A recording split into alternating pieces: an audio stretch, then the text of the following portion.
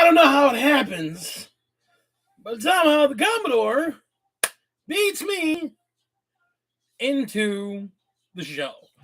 Hello, crafters. How we doing? We're getting sound? We're getting sound, right?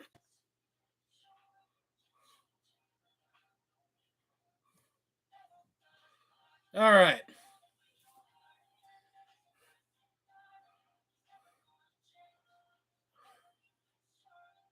Excellent, excellent, excellent. Good to see you, fam. Hello, all my lovely, lovely people. Good to see all of you this day. I'm Big D. I'm the Gamecraft Dragon, and oh my god. Yeah, you don't count, woman. Oh, all right. What a day we have. We have a lot of shit to cover today. A lot of shit to talk about, a lot of news. Sorry, I got something in my eyes. I think it's squats. So, what do we got on the bench? Prepping for a tournament. That's what we have on the bench. Rawr. I nearly died it. No, you're fine. Yeah, holy shit. What do we got? We got on the bench. We got this bad boy on the bench. This is what we're working on. One of these beautiful noms. I've been embalmed. And getting ready for a tournament in 2 weeks from this weekend. We will be up in West Bend playing the last qualifier before the Warp Storm year-end extravaganza invitational. Holy shit-a-thon. I think I got the points to get in, but I want an automatic slot. I want that 8th place, baby. Hey, I was in 5th in my last one.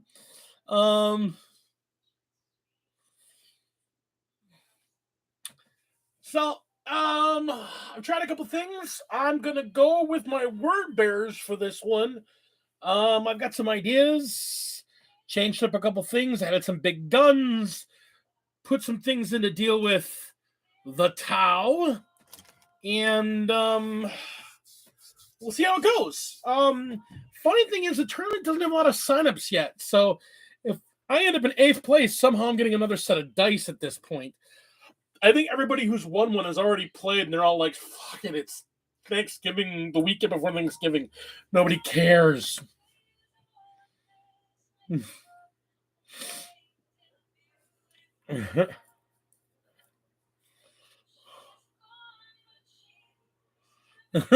is going to make that the official tournament name. I love that, Knox. I love it. Oh, no, there is no freaking language. It's in English. Who cares? I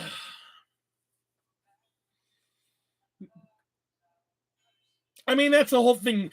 At the rate that's going, like the 7th place person is going to get the automatic invite with the number of people that are showing up for this freaking tournament. Oh, fucking hilarious. So yeah, I got word bearers. Knox, you and I got to get a couple more reps in, and I got to get a rep in with the bomb, because I got to see how these damn things work against armies, and I got some other ideas. We got to talk about. Team has got to talk. We got to get jerseys too, my man. We got to get Antonio, my man Antonio, the man with the master plan. I also have to put together a diorama in like 3 days. I've got one done. I just got to kind of piecemeal it together. Zane? Wait a minute. What? I saw Zane. What did you do? No. You. Come on. Don't you mute my man. I love that. Fuck it. Hello, Zane. My God, I haven't seen you in forever, buddy. Oh.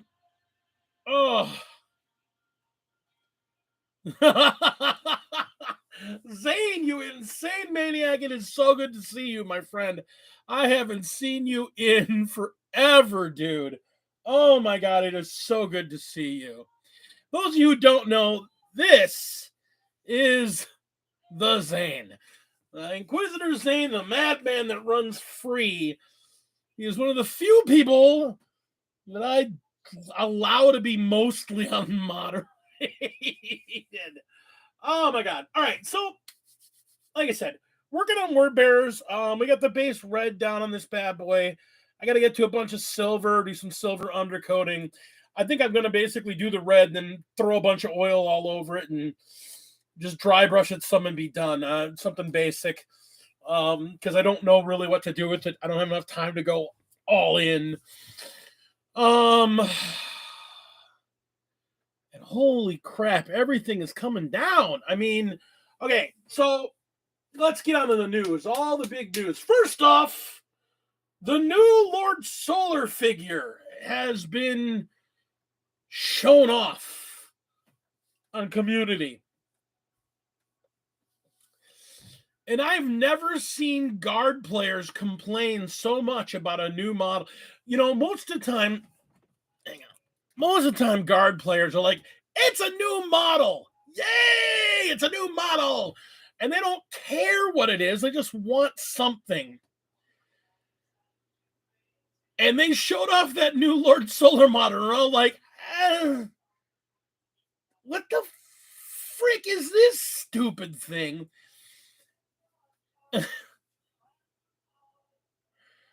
And I mean, I looked at it and I'm like, do they got the right model here? Because he looks more like the new Lord General for Cities of Sigmar. I don't hate it though. I really don't. And considering I want to put I have 20 Rough Riders. I think it's great. I absolutely agree with you, Antonio. With that Robo Horse, hell yeah! I think it is a great figure. Personally, I'm just like, but I love it. But at the same time, like, it's weird. I'm not gonna say I hate it because I do like it, but it is weird.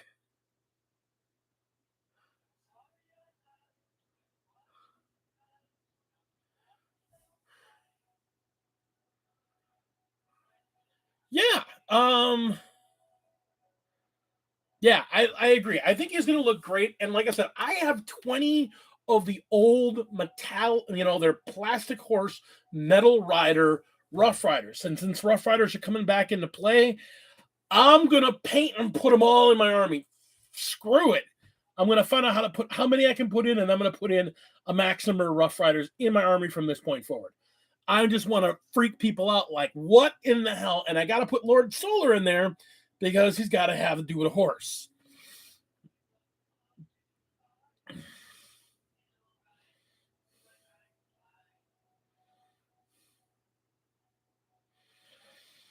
Well, no, so here's the thing.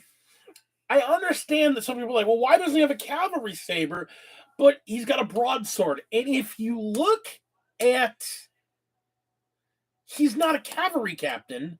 He's just he's just a dude riding a horse. So him having a saber or a broadsword is still normal.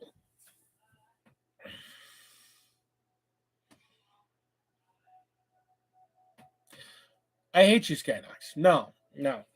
Trader Guard are not a thing.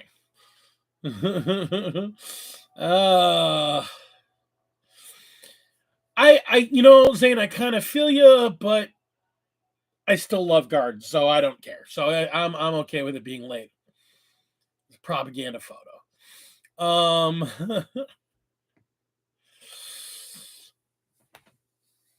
then somebody pointed out, and they pulled out the old Lord Macarius Solar.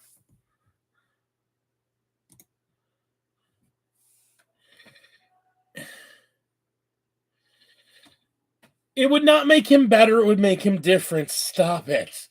I like my non-trader guard. If I was going to make him trader guard, besides, it's not going to be a Nurgling, I'd replace the horse with one of the Slaneshi serpent tongue things.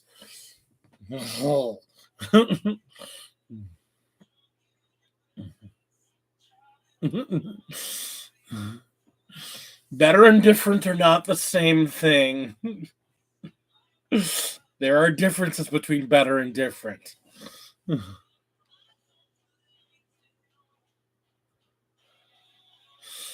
Oh, you and the sassy Nurgling. All right, we'll think about it. We'll see how much one costs, and maybe we'll do a second one as a conversion, just to make people happy.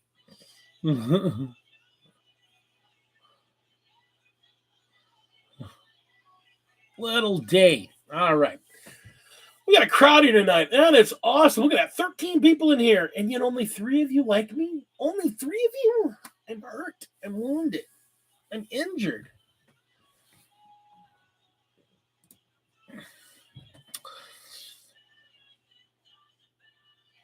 So we got that figure that we've shown. And the rumor is we're only a week or 2 out from that Cadian box being released. And that's all the excitement, all the Twitter, and everybody's going nuts. And then someone pointed out, yeah, and all the freaking everything from the Votan is on pre-order right now. Like, there's no holding back. They were saying, well, they're going to do it in 2 releases. They're going to do the pre-launch, and they're going to do a release, and they're going to do a second release. Fuck it. We're just going to put it all out there. And they just shoved out the entire line in a single release.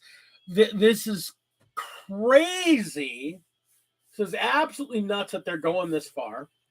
That they're just like, we're just going to go for it. And they're putting out the entire line. There is not that many models. There's 17 models. There are 17, if I remember the number count. Because you got the Khal, you got the Lieutenant, you got the mechanical dude, you got the Runecaster, you got your 4 HQs, you got the 2 vehicles, you got the bikes. There's like 5 different kinds of dudes.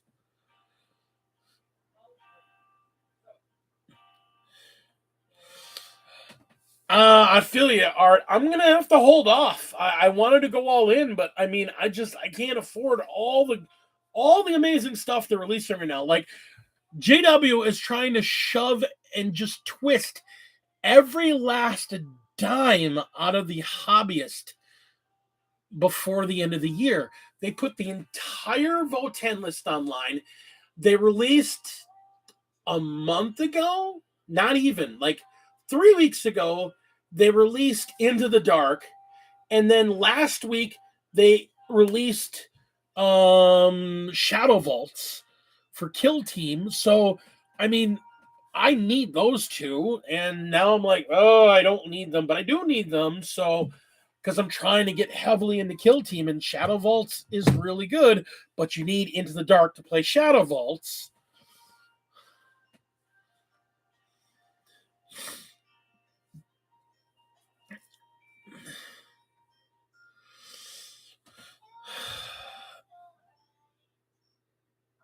Okay, so yeah, there's 5, but the Khal and the Uther are the same figure. It's just a different head and weapon configuration.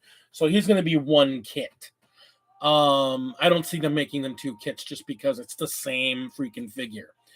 But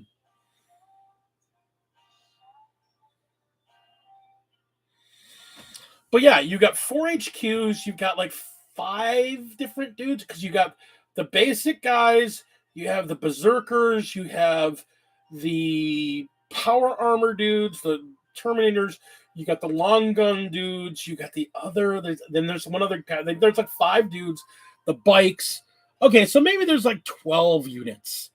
That's still, to build an army, that's a lot. That's still a big investment. I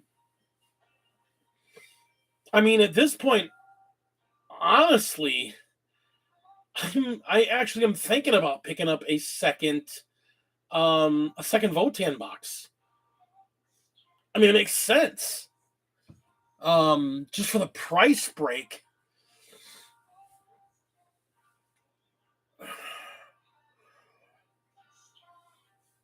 And it's and then you got guard right on top of that. So it's just like, oh, the guard box coming out, and I want the guard box. It's got so much stuff in there too. And then luckily I got talked out of getting into Slaves to Darkness because the Slaves to Darkness box just is going on pre-order this weekend. So anybody who wants to Age of Sigmar Slaves to Darkness, their giant army box is coming out. Looks at Commodore. No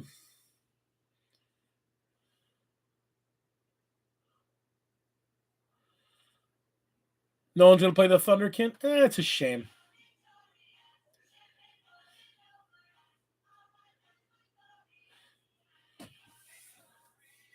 Yes, saying maybe you've had them in and out of your room at one in the last week and a half, but was it 5 at a time? You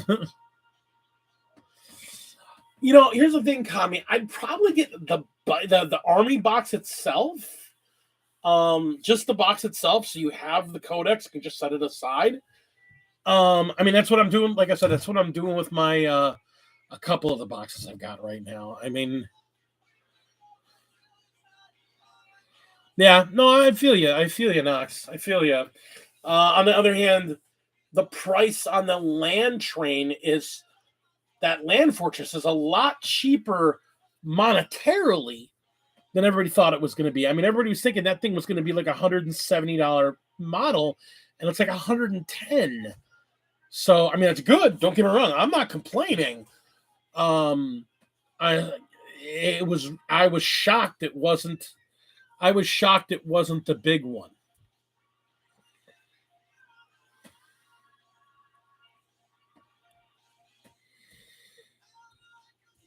Oh, your wallet says otherwise. I feel you there. I feel you there. So, luckily, I've got a ton of guard stuff stocked up to build up on my guard. Plus, I got a printer. So my guard will see a lot more play probably come the beginning of the year. Although I don't know, my word bearers, I like the way they play. Not to be mean to Tog, but I ran into demons and it took just a very little bit of maneuvering, and I was able to just smash demons. And if demon lists are going to start being more prevalent, here, make a bucket of saves. Yeah, you have 3 ups on them, but you got to make 25 of them. Yeah.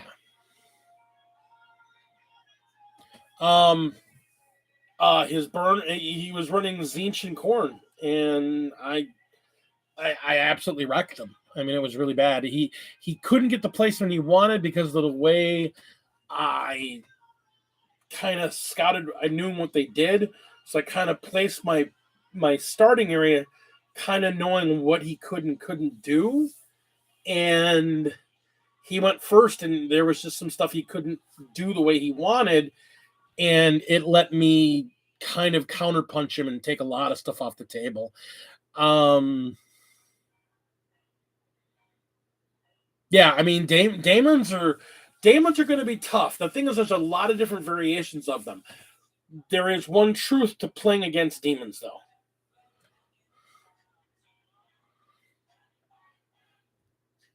Not gonna say you're not lying there. Hello, Mr. Drake. Hello, my brother. Good to see you.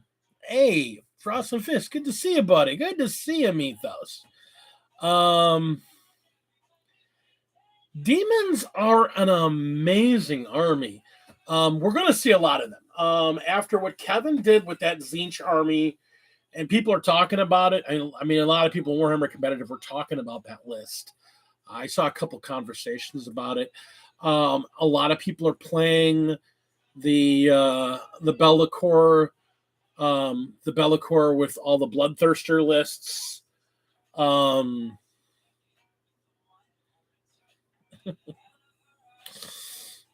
then, yeah, I mean, it's interesting. There's a lot of these, lots of body armies, and that's the thing. Demons can be like really good. They can be a really large number of bodies army, but they rely on a couple of linchpins. And one of the things that was nice about my word bearers is that they throw buckets of dice. I think they're one of the armies that can handle large numbers of bodies with elite units because of the amount of saves, because of armor of contempt, because of their ability to ward off mortals, because of their superior stats. I mean, I was shocked how well I did. I played against Harlequins, and I did better than I thought I was. I mean, I'm absolutely terrified of Harlequins. Harlequins are a devastating army, and I think going into round 3 against Skynox, I was looking pretty even, and he kind of ran away with it at the end there. I think if I had made a couple better decisions in the mid game and early game, I think that would have been a more competitive game. And that's just me getting used to playing them how they play and seeing how to counterpunch. And that's a big thing to realize with me learning how to play CSM, is that it's not about punching first. It's about counterpunching. Let them do something and then walk right into you, and then whatever they give you, cut it off. And that's what CSM does really well. They can put enough shots into the right areas to force you to either commit or fall back. And if you commit, then they can cut off whatever commits. And I like that about CSM.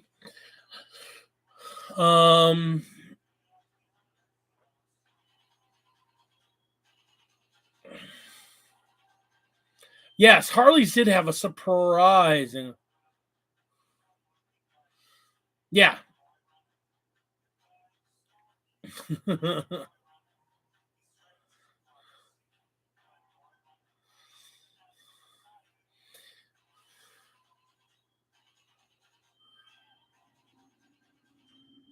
Oh, yeah.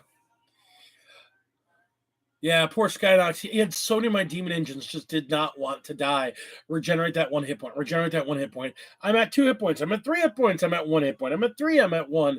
He could not get things to die at the rate he wanted. And yeah, I mean, Harlequins have so many attacks. It was ridiculous.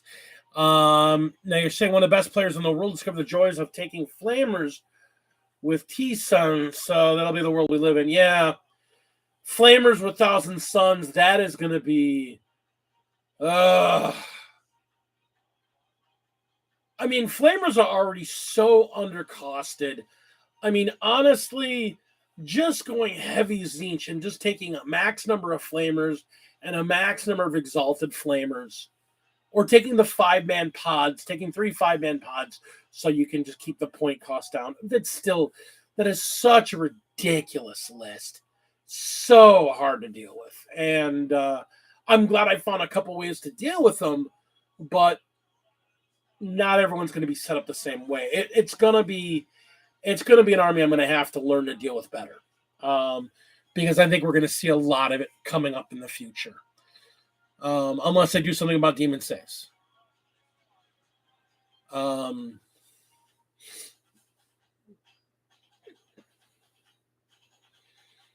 Because just having a 3-up save against everything range and there's nothing you can do about it at all, that doesn't make any sense. That literally does not make any sense. So I don't know a better way to do it, because we've already shown that invulnerable saves don't work. There's so many ways to get around invulnerable saves. But demons also have some of the armies that have, at least two of the armies with them, have so many psychers. How do you deal with it that way either? You can't just throw mortals at them that way. And the fact that Grey Knights bonuses to damaging demons doesn't matter because demons don't have invulnerable saves anymore. It's like, so that Grey Knights do really good damage when fighting against my demons, because my demons are demon engines and have invulnerable saves, but demons out of the Demon Codex, which these guys are designed for fighting, are immune to them. I don't get that. I think there's a disconnect there that needs to be addressed.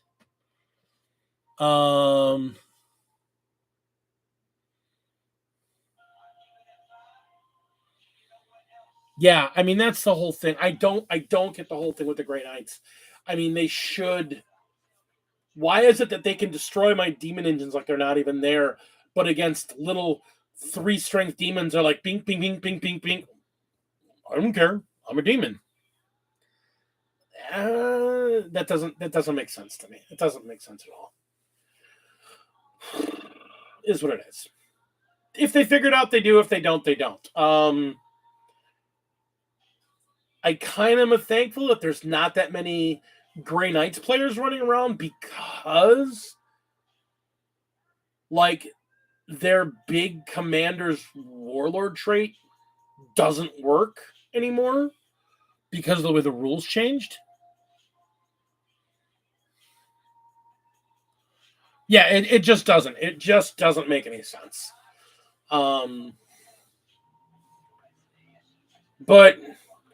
we know this would not be the first time that GW put a rule in place that everyone kind of went,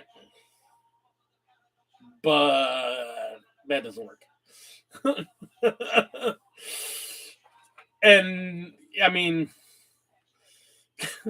I'm just surprised it hasn't already been dealt with.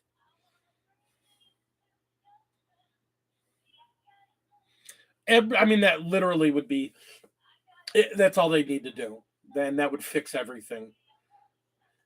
Or change it to invulns and demon saves, as long as it has the keyword demon, you know?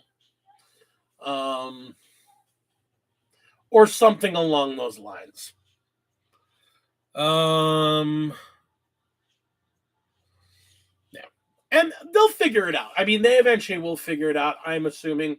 Or if not, we'll get into 10th edition and everyone will forget about it because the newest codex will be the new hotness. I kind of want to take 120 guard up against a demon army just to watch buckets of las guns take down hordes of demons, just because it would be hilarious to me.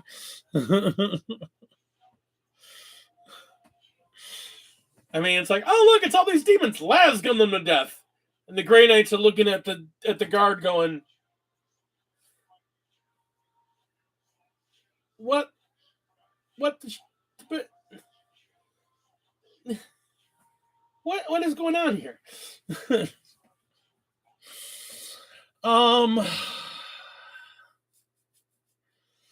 So yeah, I mean, there's things afoot. So we got a tournament in 2 weeks from this coming weekend. We have stuff going on pre-order this coming weekend. I know we didn't touch on it much, but it's been talked about a little bit on some other versions of the channel, or some other channels and stuff. And I wanted to talk about it briefly because it's GW adjacent. They announced the second expansion for Cursed City.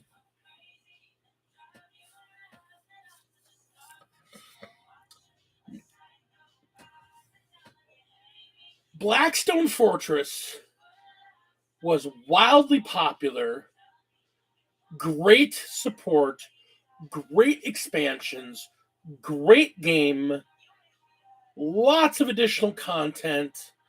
Every expansion added in a handful of models, or at least one big model, and the expansion included the model. So they had one expansion, and it had rules, and it had cards, but it included no models, and you had to buy models that were a regular kit to supply the models for the expansion. Yet it was the same price as the other expansions were for Blackstone Fortress. And a lot of people were like, well, at least we're getting expansions. Because originally there weren't going to be any. They're like, here's the game, and we're not doing any expansions for it. Screw it. So much outcry, they decided, we're doing expansions, I'm going to re-release the game, and everyone's excited. And then they announced the second and final expansion.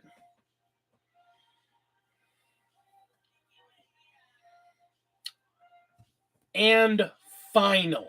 So 2 expansions. That's it. That's all we get. 2 expansions. The second expansion has more rules, more cards, and no figures.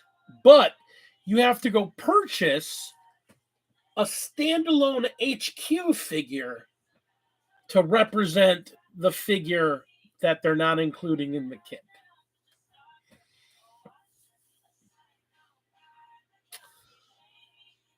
There were models in the old kit for Blackstone Fortress you couldn't get any other way. Now they're going the opposite way. We don't give you any models, and if you want the models to play the expansion as we read it, you have to go buy, and they tell you the model to go buy. It's one of the HQs. I was so upset. What happened to my arms? I have psoriasis. Kirschbaum.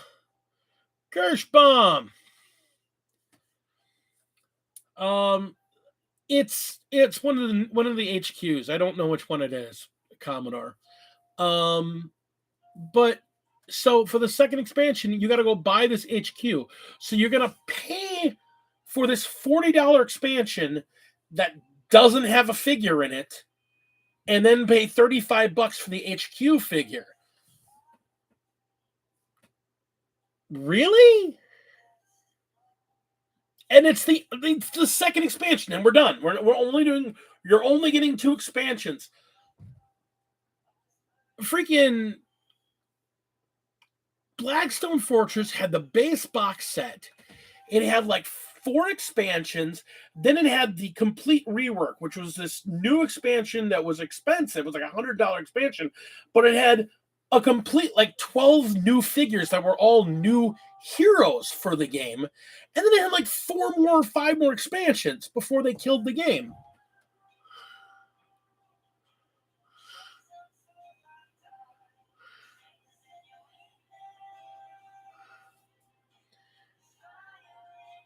And so you had that initial, Blackstone Fortress, which is amazing, and like set the standard for how good a board game can be. Because if you've ever played Blackstone Fortress, it is a phenomenal game with incredible amounts of replayability. There's the base like 8 or 10 characters, and you can swap out for another like 8 or 10 other characters. So you can play it in so many different ways. And it's got all these different expansions that do all these different things. It was this amazing game that they made special by only having limited runs on the expansions. That kind of sucks because some of those figures were so desirable for use in regular 40K that it was hard to get them just for the expansion. And now the people that are selling them, they're selling them for a mint, and it's such a good game, but it's set such a high bar. Like all the board game review sites were like, this is amazing. This is what a board game and expansion should be if you're setting in the 40K universe. Just this really fun, really good game. And Cursed City, like I built my Cursed City, and then they announced that they weren't doing expansions. and I kind of boxed it back up and put it on the shelf. I haven't touched it. It looks to play the same or similar play style. It's a Warhammer Quest game, so it should play pretty close to the way Blackstone Fortress does. But when they first made that announcement, it kind of killed all my desire for the game right after I bought it, which really made me mad. And then when they announced, okay, we are going to do expansion, I'm like, okay, cool. And I started pulling it down and start priming stuff. And then here's the first expansion. It doesn't have any figures. It's the same price as the other expansions with no figures. But it says, oh, you need these figures, so you got to go buy a box of figures. What?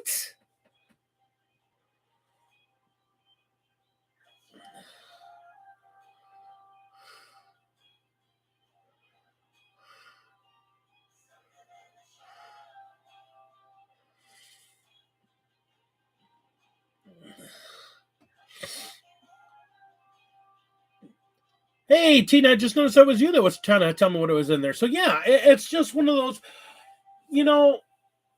so you need to get these figures, and the first expansion needs like a pack of figures. And it's just like, okay, so hang on. So you're going to charge us the same price for the other expansions for the first game that set the standard.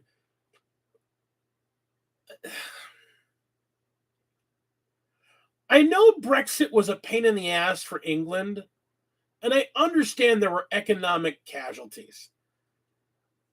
But when you're literally practically doubling the price of your expansion and not include, you're effectively doubling the price because you have to buy the expansion and then buy the figures separately.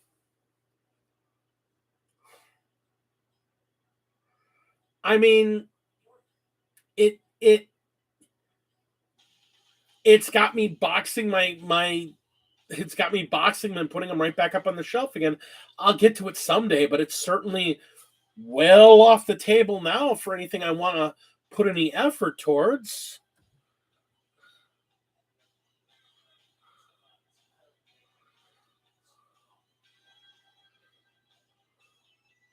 No, Ben, I don't know what you're going to say. Let's hear it. I'm actually interested.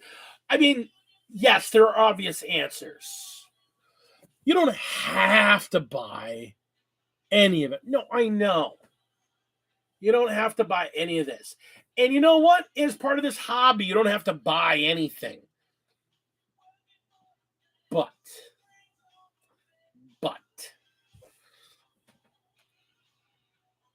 if that was the case, we wouldn't be talking about it. Is it always going to be perfect? No, obviously not. And I don't expect to be perfect, but the mindset here was just sort of like, what the hell are you doing, guys? Why would you backpedal this hard? Well, and that's the thing. I am voting with my hobby dollars. I'm not buying either of the expansions. I've literally decided I'm not buying either expansions, and I'm kind of putting it up on the shelf and putting it to pasture. I may at some point pull it out, when I don't have anything else to do if I want to learn to play it. And that's exactly the thing. That's where the problem is. And Commodore hit it right on the head. Like, when they did Blackstone Fortress, it sold like hotcakes. That game was great. And the boxes and the expansions were great. And so that's when they got everybody hyped up on that. I think it was worth the hobby dollars to spend it. And they definitely made it worth it. And now when they announced Cursed City, I'm not even big on vampires. That's not my deal. But this gothic horror board game set in the GW fantasy setting, I was excited for it. I'm like, all right, I'm cool. I'm in. I'm down. This if they're gonna do a fantasy version of Blackstone Fortress, and Ben, you and I had this conversation. You should remember this because we had this conversation.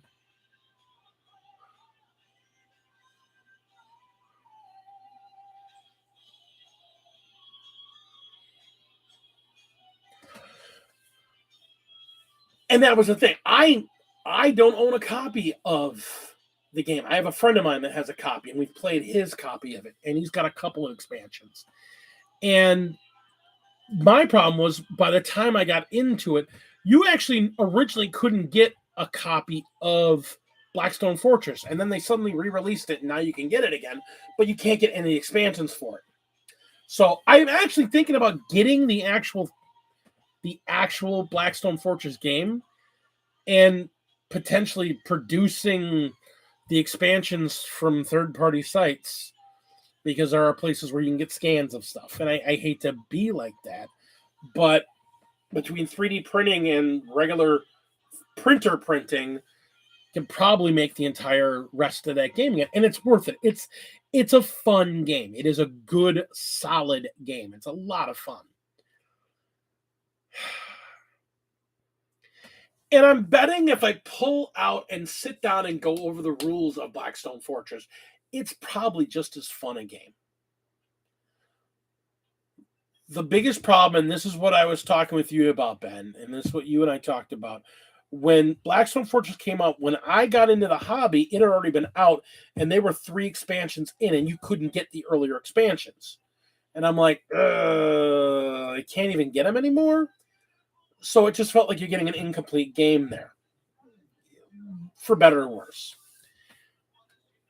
When they announced Cursed City, I'm like, I'm going to be on board from the beginning, so I can do this like my buddy did with Blackstone Fortress.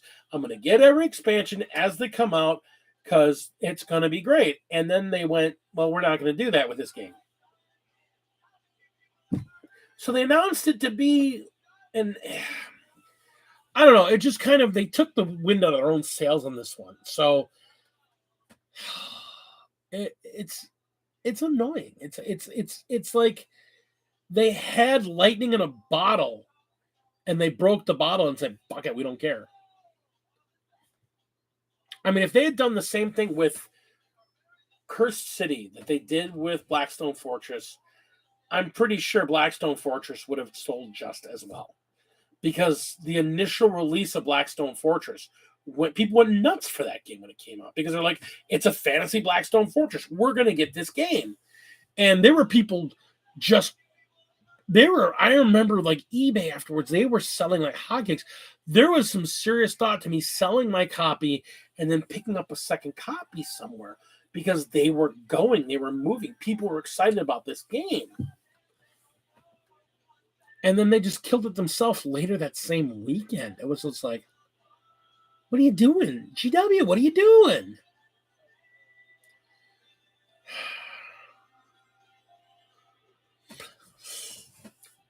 And that's the thing I've noticed. It's really weird. GW does something really well. And so they respond to it. And it seems to be they do something that works really well in 40K as far as the production of a starter set or a box set. And then they produce a similar style product in Age of Sigmar. But they change some key thing, and usually the key thing they change screws it up. And this is bad, because I like Age of Sigmar. I really, really like Age of Sigmar. Lady D and I were talking about it. Like, we're like looking at the new year to like go heavy Age of Sigmar. She wants to get her girls painted up and done, and she's excited for that. She wants to do some of those big character figures. She's really excited about doing it. But I mean, perfect example. You look at Indominus. So they underproduced Indominus to start off with. And by the time the weekend was through, they're like, okay, here's what we're going to do. If you order it, we're going to produce it. So we're going to open up the orders again, and we're going to basically start the presses back up again. And we're going to produce more copies of Indominus to make sure that everybody that wanted that Indominus kit will get that Indominus kit. And even after they did that, like, we were able to get 2 copies of Indominus, one for me and one for Lady D. And I know a few people that got their 1 copy, and there were talk that there's copies here and there. Like there were some stores that had a couple extra copies and nobody bought them, mainly because they weren't known as Warhammer stores. They were known as gaming stores, or they were known as hobby stores, and they just happened to a couple Indominus. And I remember like a couple months after Indominus came out being shocked to find one. It's like, oh, I wish I had the money to buy that box because it's such a good box. And then they did the 3.0 release for Age of Sigmar. I remember what the heck the name of the box. I don't remember what the name of the box is. But they did the 3.0 box for Dominion. They did the Dominion box. And instead of going, okay, we're going to produce the lower amount to start with and then keep it so that we produce what we need, we're just going to produce twice as many that we sold of Indominus and just stuff shelves with them all over the place.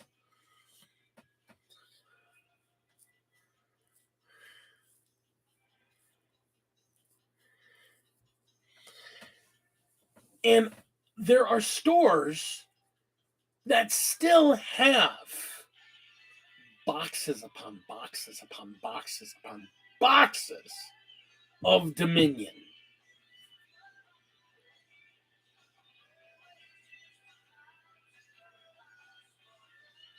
A game that does not have as big a market share in the United States as 40K does to begin with.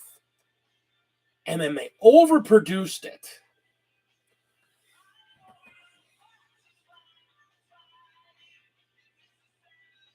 That's the thing, though. They produced as many as they did for Indominus in the end run, not the pre-release run or they basically produced as many copies as the print on demand run went for Indominus. So stores just have boxes and boxes and boxes of this thing. And I'm going to be honest with you, one of the biggest problems about that box is that a lot of people that enjoy orcs that I know of, and I've talked to a lot of people. I'm one of them. I like orcs. I like Age of Sig Oruks, the Oruk war clans. I've talked to a number of Oruk players, and all of them are just like, I don't like this new. I don't like the swamp orcs, and they pushed so heavily on this new faction of Oruks that don't play anything like the old Oruks. And they're not a good faction. They look cool. Don't get me wrong. They're well, you like them. Okay, fair enough. Then you're their guy. You're the guy they're looking for, because like a bunch of the orc players I know and a bunch of orc players that I play with and I play orcs, we're all like, they don't play like orcs do.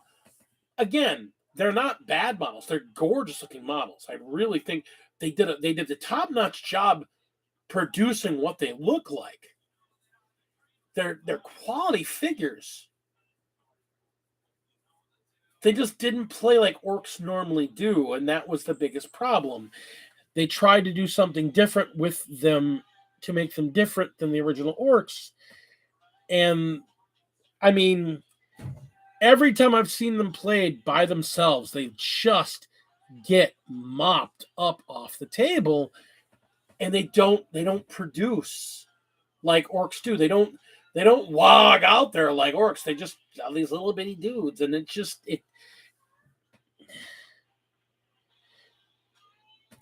damn they do, damn they don't. I don't and maybe that's perception, and it could very well just be perception. Because I haven't talked to a majority of the people of the country, admittedly. I'm going by my small sample size. I've talked to like a couple dozen people that play Age of Sigmar, maybe 40 or 50 at tops. the models are good. I'm not saying the models aren't good. The models are great. Like the HQ, the big HQ that comes in the Orc box, in the Orc half of the Dominion box, is a gorgeous figure. It's an incredible display piece. But you're not seeing them make an impact. They don't play like the regular Orcs did, and they didn't really catch fire. And the box just became, like I said, I mean, you go to any of the perfect example. You go to any of the games universe in the area, and they've all got a couple dozen of them. They've even started splitting the boxes up so you can buy one half or the other. Because it's just, and yet they've got their thing packed with starters, and the starters aren't selling either. So it's just like, I mean, I've seen 40K starters go out the door. And it's interesting because you see 40K starters go out the door, but for Age of Sigmar, people go, this is my army, this is my codex, that's all I need. And I don't know if that's just a difference in the way people play the game, or the way that the difference in the people are attracted to the game. I think, honestly, a lot of it is the fact that people see Space Marines and go, I'm going to play Space Marines. I want to play Space Marines because Space Marines are cool. And not everybody digs the Sigmarites. I like them.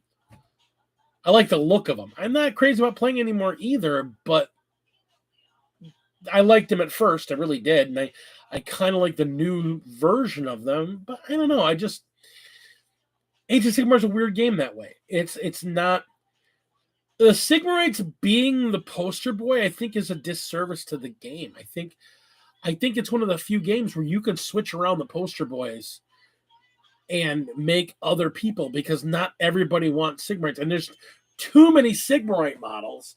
They're just already swamped with them, and you got some armies that only have like a half dozen models to them. That's like, why do you have a battle tome for them? There's 2 HQ, like, oh my god, the Fire Slayer dwarves. I feel bad for them. I feel so bad for the Fire Slayer dwarves. Like, their battle tome could be a pamphlet. I've seen chick tracks that probably had more data in them than the war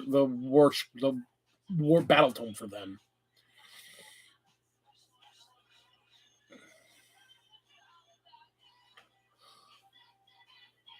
Yeah, I mean, that's the whole thing. They're not moving. They're not moving, and it's the same thing. They did the same thing. If they had stuck to the way they did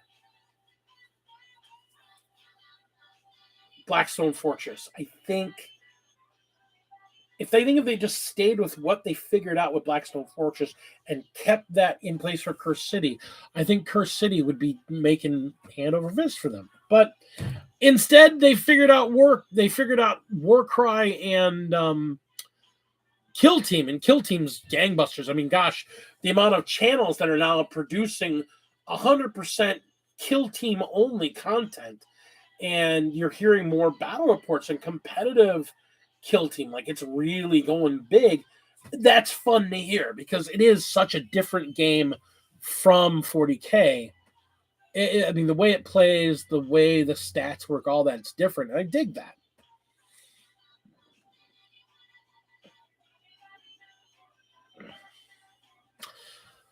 Yeah, the lure of plastic crack, the addiction to plastic that we all have. We are all contributing to the death of this planet, because when we die, our houses will be filled with nothing but non-decomposing plastic.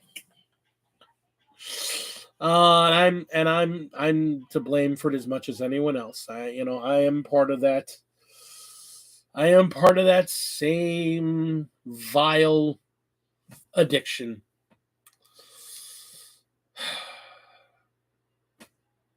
What are you gonna do? Moving on. So we're in November, officially today. So we should be a few weeks away from finding out what the Christmas Battle Force boxes are going to be.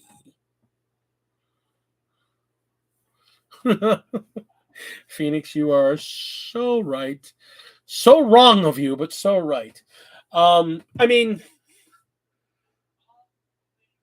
I got into Heresy. I was so excited for Heresy. I jumped in, I bought the box, bought the books, just on the Heresy. I built and painted up an entire 2,000 point army, and I love the look of it. And I played a couple games of Heresy, and I'm like,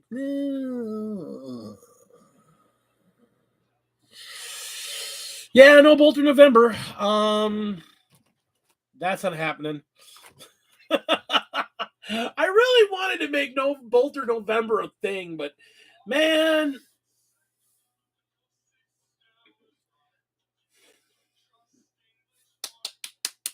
you know, it's the reality.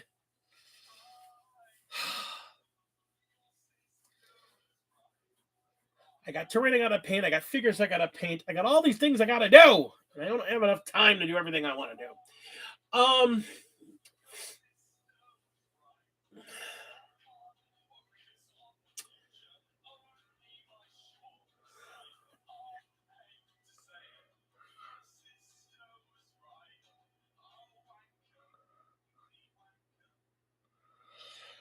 Yeah, you know, and that's the thing. I love seeing all the great stuff for Heresy.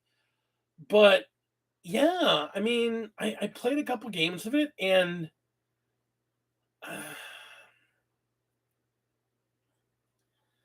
mean, it's all right. It's not a bad game. It's not a bad game.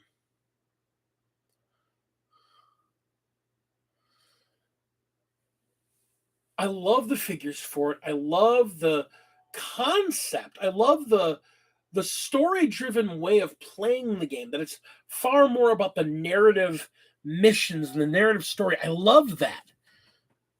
I love that you're not dealing with 8 million different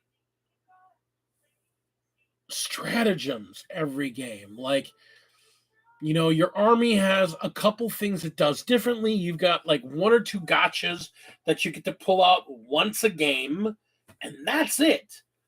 It's more about the strategy and more about the story. And I love that about Heresy.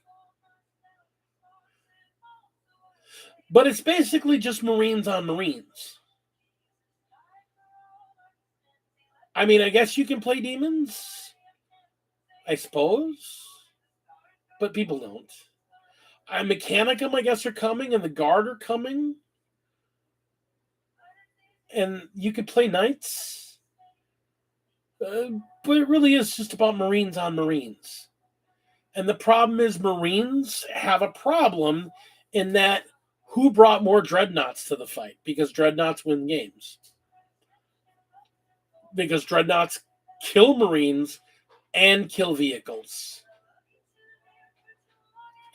Can I keep my dudes to score points away from the dreadnoughts while my dreadnoughts get into your dreadnoughts and kill your vehicles and dreadnoughts?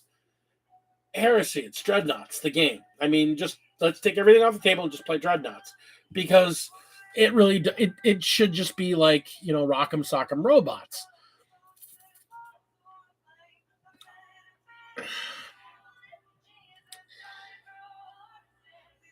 And that is kind of a, you know, if somebody brings a dreadnought, you have to bring a dreadnought, or you're not going to have a good time that game. You can't play an all infantry, just straight infantry army, and expect to win a game, because you're not going to be able to deal with dreadnoughts. You're not going to be able to deal with vehicles. You bring a couple of rhinos, and yeah, they're tough. Rhinos are a lot tougher. They're cheap, but they're tougher in Heresy.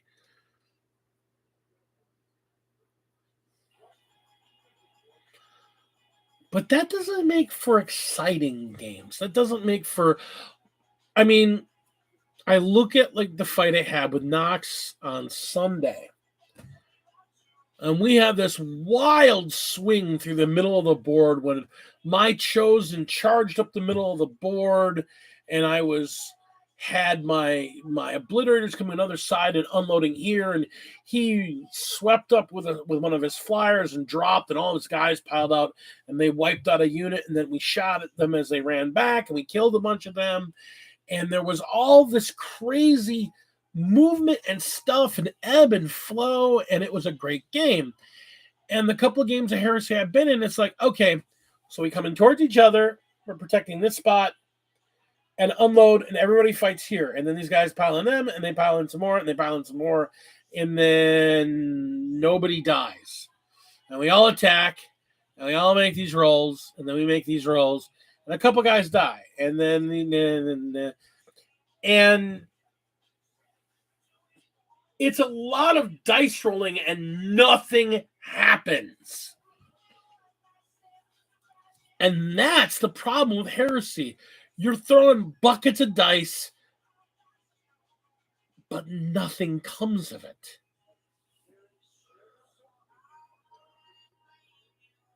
That's not very fun. Conceptually, it's great. Like, we're telling a story about how these 25 guys put 800 rounds into a bunch of other guys in power armor, and the power armor bounced most of it away. A couple guys died by the time they got to us, and then we swung at each other with our chain swords, and those chain swords basically bounced off each other armor all game long, and maybe one or two guys got lucky shots, and then the game was over. And what happened? Well, okay, this giant war, and like 20 guys died in the entire game. And then the Dreadnought came down and killed 60 by himself. Fuck.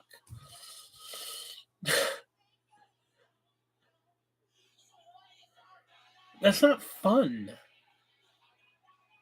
It's just, like, if I want to roll a bucket of dice at something, I want shit to come of it. Like, I played Andrew at that tournament where we were throwing buckets of dice back and forth at each other between my guard and his orcs, and we were wiping out entire sides of the battlefield because it was this back and forth wave of bullets and las and bullets and las, Daka, las, chop, chop, las. It was just this incredible back and forth crashing wave of action. And as each wave kind of crashed each direction, it didn't leave very much in its wake. Yeah, it was really a game of attrition, but we were seeing things happen.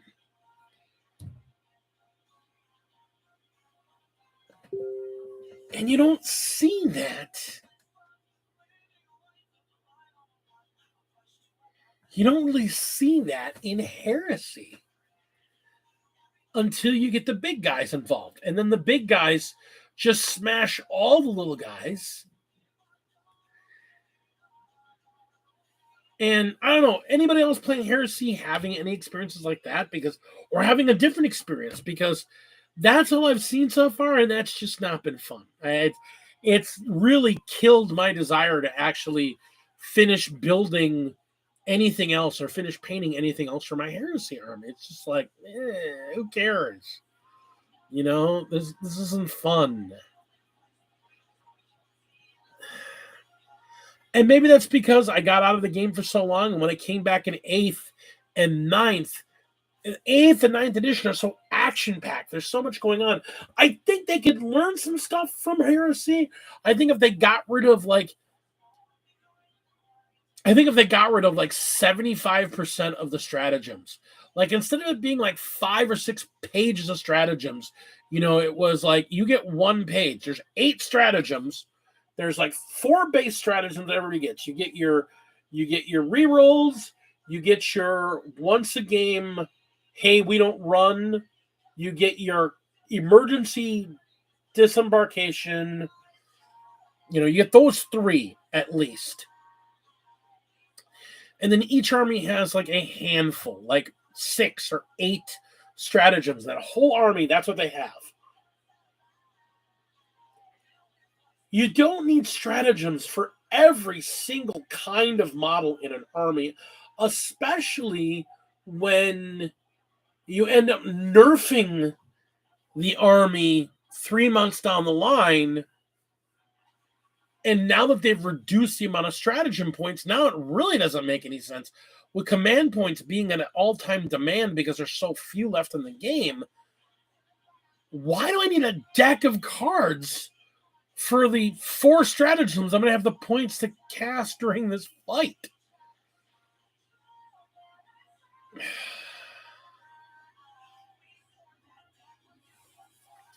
Am I wrong? Am I looking at this wrong? I don't know. I'd love to hear your guys' thoughts on that. Moving forward. I did a little digging around and did some stuff, and I was misinformed. And I'm happy to say I was misinformed. There were rumors and talks out there that Vallejo was dead and gone, like they were going on a business due to COVID, and they were having some massive supply chain issues. But the rumors of their death are greatly exaggerated. Apparently, last week they just announced they have now their version of the contrast, or the army painter version of contrast. I forget what they're called, speed paints. Now Vallejo has their own version of these same kind of paints, and they just released their line of them, and their initial color offering is something like 60 paints right off the bat. They've got their supply chain issues figured out, and America should start seeing paints from Vallejo coming back into the country real soon.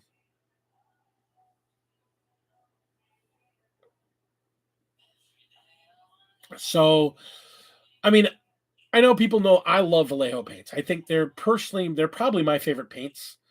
I love the range of colors. I love the consistency of the paints. I love the consistency of the pigmentation. I love the quality of the paints.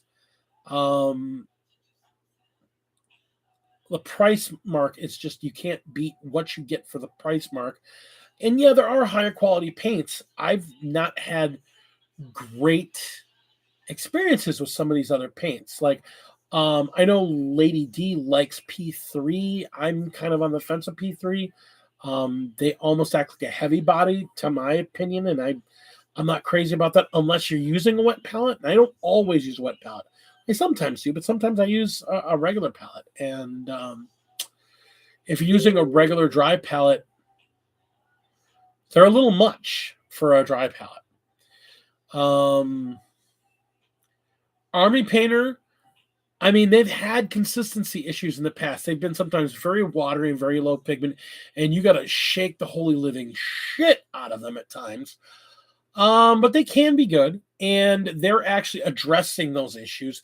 They literally publicly came out and admitted, hey, we're hearing there's issues with our paints, so we're taking that to heart and we're addressing that, and we're reformulating a number of our paints because of this.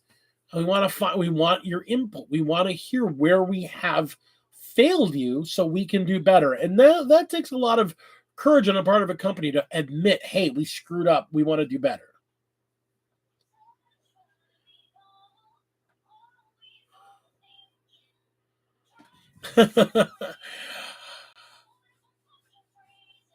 When I get out there, we'll talk about that. Yeah, I got to get out there. I want to get out there in November. I have a couple weekends free this month. We're gonna do what we can to get out there. I've talked to the wife, because wanted to get out there last month and just life went to hell in a handbasket. So we're gonna try and get out there this month. And we'll talk about it then, because I know you're more of an enamel painter, and I might have some high-end enamels that I don't use that I might pass off to you to see what you think of them, because I've got some really nice high-end enamels that I'm not a fan of enamels. I don't like the way they paint, and I don't have the necessary stuff to make enamels work. But I got some high-end metallic, some like really good high-end metallic enamels I got a couple years back, and they've been just sitting in the cabinet for all this time. So we'll talk, because I'll tell you, for the stuff I do, Vallejo Air Aluminum is a beautiful paint. God, I love that paint. So good. Oh, one of my favorite paints, one of my favorite colors. Just their air aluminum is just like so perfect. And then when you're dealing with colored paints, pale sand is chef's kiss. God, it's such a good paint.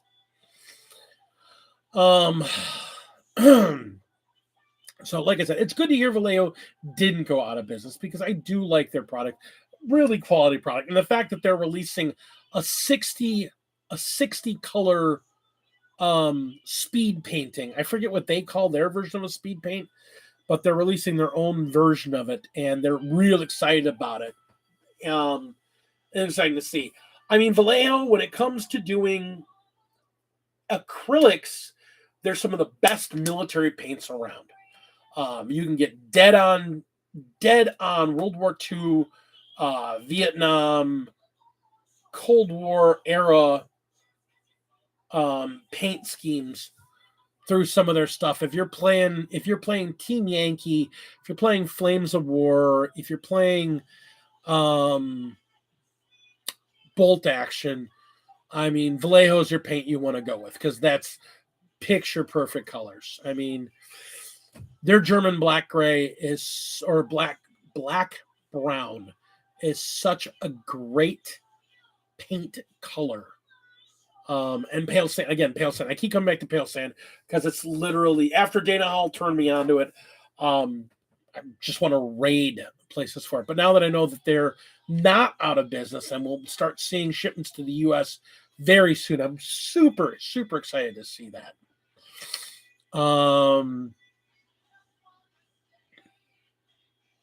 So good news on that front. I picked up some new brushes for myself. And I gotta say, I've heard people complain about, I don't know.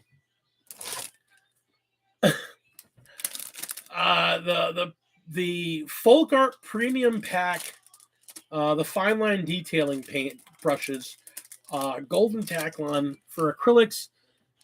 This is such a great kit, and for $5, you can't beat that price. Yes, I'm imagining sable brushes are much better if you're a high-end, super detailed, quality painter.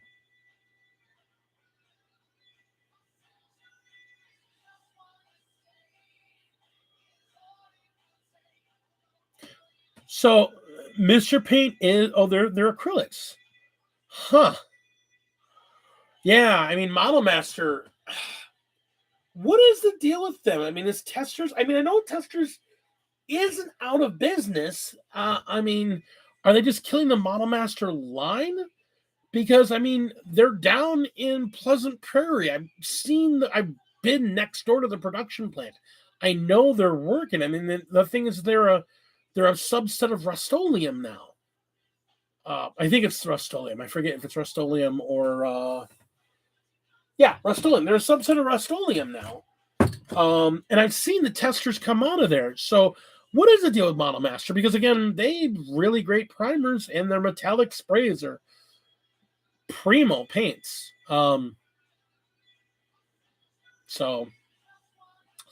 But I know are they getting out of just the little glass bottle enamels?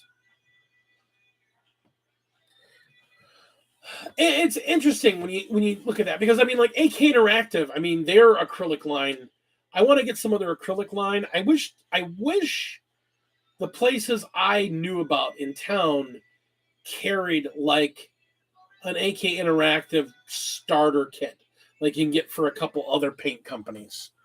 Because I hear really good things about AK Interactive's enamels. I mean, not enamels, acrylics.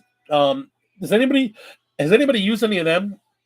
I've only used their white, and I loved it. It was so I loved it. It was really a very creamy, very rich, very pigment, full white without it getting all chunky and chalky. So I'd like to know if anyone else uses AK Interactive's actual paint line.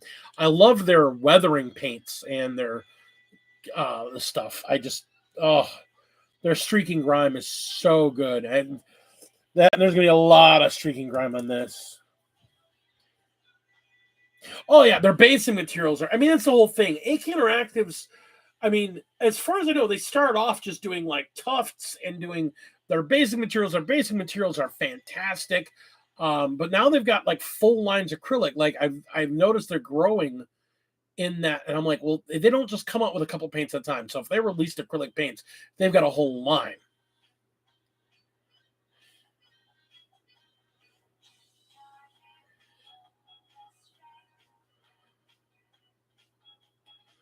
So Flow Quill's gone too. Now I know some guys that swear by Flow Quill. That's disappearing me. That's disappointing to hear. Because I got a couple of buddies I know that really, really swear by Flow Quill. So,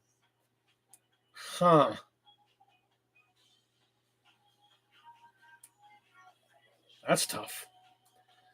I mean, it's a shame. I mean, Testers has been like the paint of choice for like, for your standard hobby painter for, ever. I mean, I don't remember there not being those little glass bottles of Testers in our house.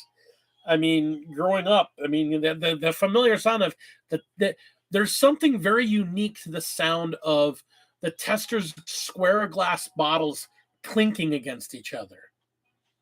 So that's a real disappointment to know that those are all going away. And they're gone by this point. It's just when the stock runs out, they're gone. That's a real shame.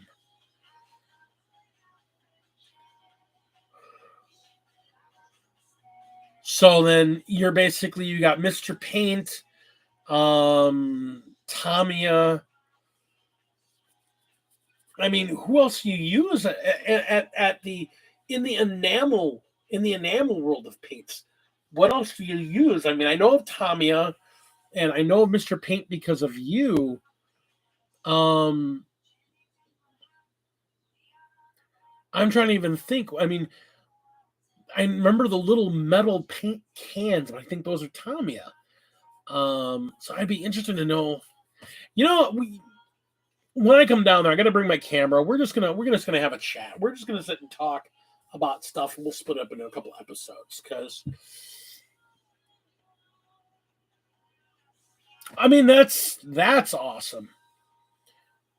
That's awesome. MRP, Mr. Paint. I'll have to remember that. And those are acrylic or enamel?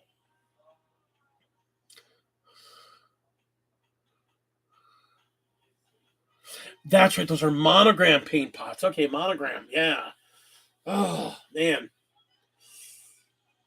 It's funny. It's funny when you think about that. It's like, because you remember, I don't remember the brand, but I remember they look like little tiny paint cans. They look, and you had to pop them open the same way you do a regular paint can.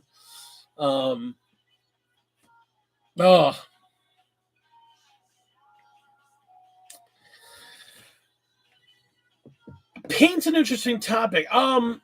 Antonio, I hope you're still in here. As you've started doing like serious commission work here and there, what paints are you using out of the ordinary that aren't the typical the GW, the Model Master, not Model, it's a GW or Army Painter or Vallejo? I'd be interested to know what you're using, because I know certain painters like certain things. I mean, Tech Noir is always talking about how much he likes P3, and there's another paint brand that he likes that's like a high end. And it's a high-end brand that also I hear Miniac uses a lot. I cannot remember the name of it. And I wish my guy, I wish Meeks is around, because I know there's a paint that he talks about that he uses that he really likes. Pro Acryl. I remember that one. Pro Acryl.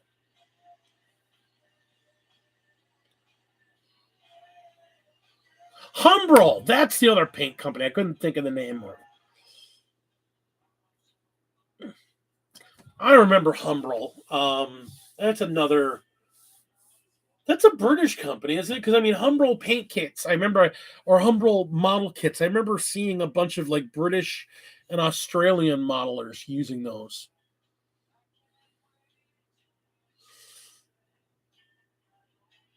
I know we're into the weeds here, guys. We're talking about paint brands and whatnot, and you know, and I know a lot of the Warhammer community pretty much sticks with the big three.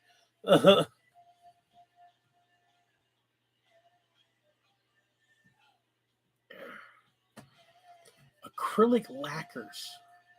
So, okay, you know what? You and I, like I said, you and I need to sit down and talk about paint.